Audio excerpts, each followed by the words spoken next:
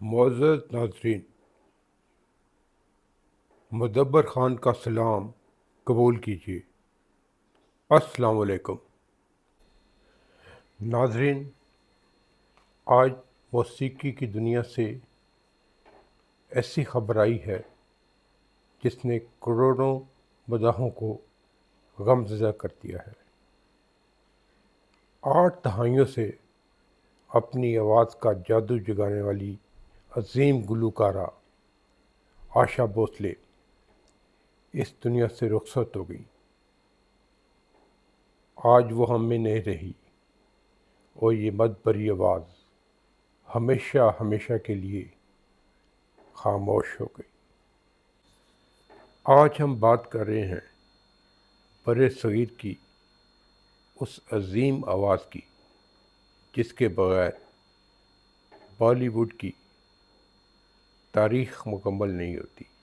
جی ہاں، وہ لیجنڈری عظیم گلوکارہ ہیں آشا بھوسلے، جو اپنے پیچھے ایک ایسا خلا چھوڑ گئی ہیں جو صدیوں پر نہیں ہو سکے گا۔ آشا بھوسلے 8 سپٹمبر 1933 کو پیدا ہوئی۔ وہ ایک موسیقی کے گھرانے میں پیدا ہوئی۔ ان کے والد دینا ناتھ منگیشکر خود ایک کلاسیکل سنگر تھے اور تھیٹر میں بھی پرفارم کرتے تھے، لیکن آشا جب صرف 9 برس کی تھی تو وہ انتقال کر گئے، اور اس لیے ان کو بہت کم عمری میں گلوکاری کے میدان میں آنا پڑا، اور اس کے بعد ایک ہسٹری ہے، تاریخ ہے کہ وہ 8 دہائیوں تک اس فن سے وابستہ رہیں، اور ان کے کریڈٹ پر لازوال گیت ہیں۔ ابتدائی دور آشا بھوسلے کے لیے آسان نہیں تھا، کیونکہ ان کی بڑی بہن لتا منگیشکر ایک بہت بڑی گلوکارہ بن چکی تھی، اور موسٹلی فلم ساز انہی کو ترجیح دیتے تھے اپنے فلمی پلے بیک کے لیے۔ تو بہن کے موجودگی میں اپنے لیے علیحدہ شناخت بنانا آسان کام نہیں تھا۔ آشا خود اپنے ایک انٹرویو میں کہتی کہ ہماری آوازیں ملتی جلتی تھیں، اگر میں انہی کے انداز میں گاتی تو پھر مجھے کون پوچھتا۔ تو انہوں نے پھر بہت سارے ایکسپیریمنٹس کیے، انگلش میوزک سنا، اطالوی، غرب کی دنیا کے تمام میوزک سنے، اور پھر انہوں نے پاپ سنگنگ، کیبرے کلبس کے کیبرے ڈانسز کے لیے، اور ہلکی پھلکی لائٹ میوزک کے لیے، پاپ میوزک کے لیے، اور کلب سانگز کے لیے گانا شروع کیا، اور بہت جلد اپنی ایک علیحدہ شناخت بنانے میں کامیاب ہو گئی۔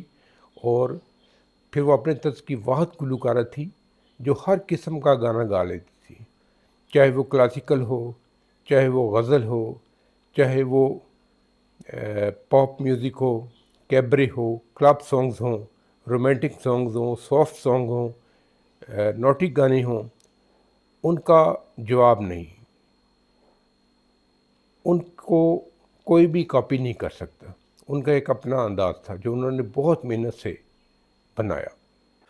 جہاں تک آشا بھوسلے کی ذاتی زندگی کا تعلق ہے تو وہ بھی آسان نہیں تھی، بلکہ بہت کٹھن اور مشکل تھی۔ صرف 16 برس کی عمر میں انہوں نے اپنے سیکٹری، جو عمر میں ان سے بہت بڑے تھے، گمپت رائے بھوسلے، ان سے شادی کر لی، لیکن یہ شادی انہیں راس نہ آئی، کیونکہ مبینہ طور پہ، بلکہ وہ خود بتاتی ہیں کہ ان کے شوہر ان کے ساتھ ناروا رویہ رکھتے تھے، مار پیٹ کرتے تھے، اور ان کے گھر والوں کا رویہ بھی ان کے ساتھ ٹھیک نہ تھا۔ تو پھر انہوں نے یہ شادی ختم کر کے اپنے تینوں بچوں کے ساتھ واپس اپنے پیرنٹس کے پاس آ گئی۔ پیرنٹس پہلے بھی اس شادی کے حق میں نہیں تھے، بلکہ انہوں نے ان کے ساتھ بائیکاٹ کر دیا تھا، اور انہوں نے اپنی فیملی کی مرضی کے خلاف جا کے اپنے سے بہت بڑے اپنے سیکرٹری گمپت رائے بھوسلے سے شادی کی تھی، جو الٹیمیٹلی علیحدگی پہ ختم ہوئی۔ آشا کی زندگی میں اہم موڑ تب آیا جب ان کی ملاقات عظیم موسیقار آر ڈی برمن سے ہوئی، تو یہ دوستی آہستہ آہستہ پیار میں بدل گئی اور انہوں نے 1980 میں ان کے ساتھ شادی کر لی، اور اس کے بعد اس عظیم موسیقار اور اس عظیم گلوکارہ نے بہت سے انمٹ اور یادگار لازوال گیت گائے ہیں جو بالی ووڈ کی موسیقی کا ایک اہم حصہ ہے۔ ان کی ذاتی زندگی نے انہیں بہت سارے دکھ بھی دیے، خاص طور پہ ان کی نوجوان بیٹی ورشا بھوسلے نے خودکشی کر لی اور ان کے بیٹے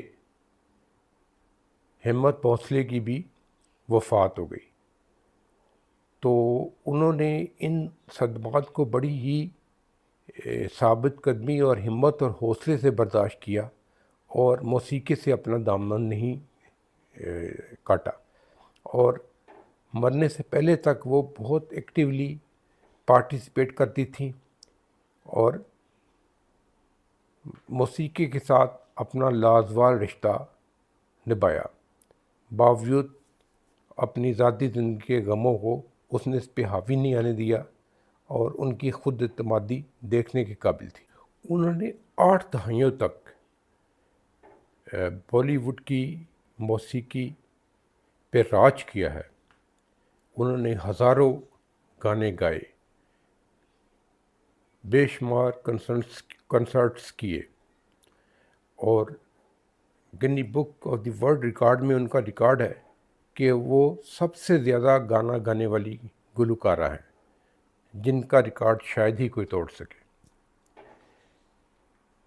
ان میں جو ورسٹیلٹی تھی وہ کسی اور گلوکار میں نہیں تھی۔ لتا کی کاپیز کئی موجود ہیں، گلوکارائیں ہیں، لیکن آشا جیسا کوئی نہیں ہے۔ لتا خود کہتی ہے کہ آشا جو گانے گاتی ہیں وہ میں نہیں گا سکتی، لیکن آشا کی کریڈٹ پہ ہے کہ وہ ہلکی پھلکی لائٹ میوزک، رومانٹک سانگز بھی گاتی ہیں، کیبرے بھی گاتی ہیں، پاپ سانگ بھی گاتی ہیں، انگلش موسیقی میں بھی عبور ہے ان کو، اور اس کی آواز میں بہت ورائٹی ہے، وہ اپنی آواز کو بھاری بھی کر لیتی ہیں، باریک بھی کر لیتی ہیں۔ ان کی جو غزل دل چیز کیا ہے جان میری، امراؤ جان کی یہ غزل اور بے شمار غزلیں امر ہیں، اور پھر ان کے جو پیا تو اب تو آجا کلب سانگ، کیبرے سانگز یادگار ہیں۔ یعنی ان کے کریڈٹ پہ اتنے گانے ہیں کہ آپ نام لینے بیٹھیں تو آپ کو ایک بہت وسیع میموری چاہیے ان کے لیے، لیکن ان کے زبان زد عام ہے۔ ان کی جو موسیقی ہے آپ کو فریش کر دیتی ہے۔ جب ان کے آپ چلبلے اور خوشی والے گانے سنتے ہیں تو آپ اپنا سارا ڈپریشن بھول جاتے ہیں۔ انفیکٹ انہوں نے بہت اپنی موسیقی کے ذریعے دکھی انسانیت کی خدمت کی ہے۔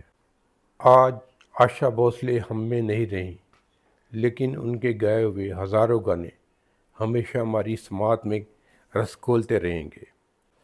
ہم سب اس عظیم گلوکارہ کی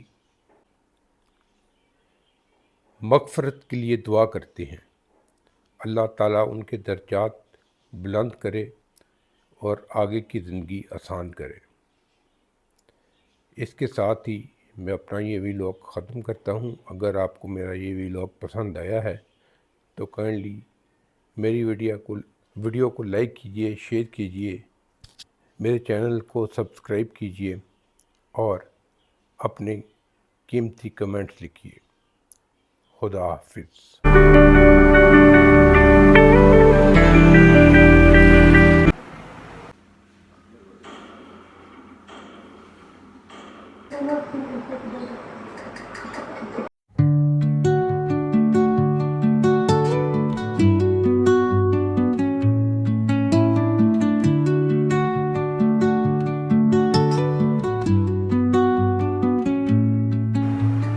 Under the boughs where